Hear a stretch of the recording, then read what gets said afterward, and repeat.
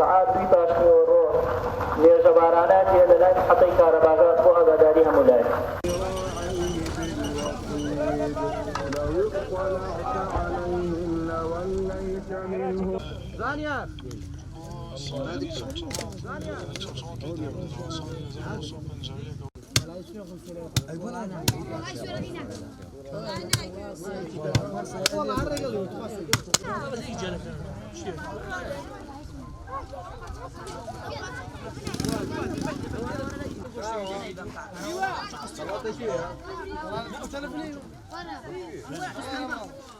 نوێژی جەژن حەوجار الله ئەکبەرەکەی لێ دوایە حەوجارەکە ئەمجارە قورئان سورەتی فاتیحە والله بەمەستی ئەوە هاتوین لە خوای گەورە ئەپارڕین و خوای گەورە مەویستمان نەکا و دوعاکانمان گیراکە و بارانێکی بەڕەحمەتمان بۆ بارێنی زۆر دواکەوتووە مامۆستاگیان ئارە وەڵڵا ساڵان لە مانگیدا بارانە باری لە مانگی 11 باری ئیمساڵ ماشەڵڵا ئەوەتانێ ئەمڕۆ سیانزەی 12 ماشەڵڵا هێشتا نەباریە بیرەکانمان وشکی کردووە ئاومان نییە ئەوەنە ئەپارڕین و لەخوا ئەمەنە ئەپارڕین و لەخوا ئەوەنە کە خوا پێی خۆشە لێ ئەپارڕین و خوایە بارانی بەڕەحمەتمان بۆ بارێن و لەم بێ ئاوی وشکە ساڵیە نەجاتمان بدە. وەڵایی لەبەر ڕزای خوا هاتوین و لەبەر ئەم سنەتەی پێغەمبەر صلی الله علیه و سلم فەرموویەتی نوێژە باران بکەن ئینشاءالله بارانە باری. وەڵا زۆر دواکەوتووە خوا ڕەحم کا بۆ خاتری ڕەحم و دەسەڵاتی خۆی خوای من هەر ئەپارێم و پێنج فەرزە ئەپارێم و خوایە بارانی ڕەحمەت بارێنی بەسەرمانە نەگیسە هاتین بۆ ئەم مناسیمە و کە بپارێنەوە لە خوا ڕەحممان پێ بکە بارانی ڕەحمەت بارێنی بەسەرمانە خوایە جەزای ئەم خەڵکەش بداتەوە گشتی.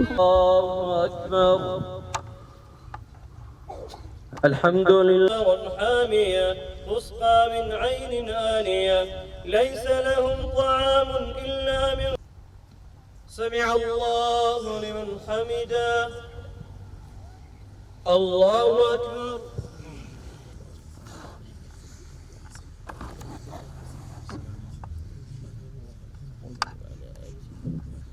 السلام عليكم ورحمة الله. السلام عليكم ورحمة الله. بسم الله الرحمن الرحيم الحمد لله والصلاة والسلام على رسول الله. دار براسي مجهول كنا وشكاني وشونا كان ديكا لكاتك دا كباران ناباري وهروها رحمتي خوي تعالى كذب ولم دبري قرمانا دا بباش ما زاني كلنا حي سنقاو قندقين دروبريا أمن وجباراني جماعية بكين وكو سنتي بيغمبري خوا صلى الله عليه وسلم هم زندوق نو سنتي بيغمبري خوا صلى الله عليه وسلم وروها هم داولي بردن كلن لخواي پروردگار وروها أسباب أجين بر داوي رحمتك أجين لخواي پروردگار هاتين هم خلق هاتين داولي بردن لخوا بكين بلين خواي پروردگار إما تاوان بارين داولي بردن تو أكين أجر غلطك معناه هلاك معناه اللي ما نخوش بيتو باراني جبر رحمتي خوي بارين بسرمان دا أجر إما تاوان بارين أمن الله تاوانیان نییە ئەگەر ئێمە تاوان بارین ئەم جشی و چەمانە تاوانیان نییە بە گەورەی خۆی بیبارێنە بەسەرماندا جا بەڕاستی باش مازانی وەکو زندوقنەوەی سنەتی پێغەمبەری خوا ئەم نوێژە بارانە ئەنجام بدرێت سوپاس بەخوای تەعالا خەڵکێکی زۆر هاتبوو لە دێگانەوە و دیارە خەڵکی بەڕاستی احتیاجە زۆر احتیاجی بارانن إلا من تاب وآمن وعمل عملا صالحا فأولئك يبدل الله سيئاتهم حسنات وكان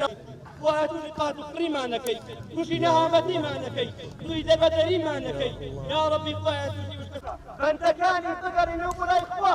توبة كان باستغفار مكان همودك يا إخوة تعالى في يقول فكنيان لكن لو أنا في غنبري طابن أو أنا كمان زكاة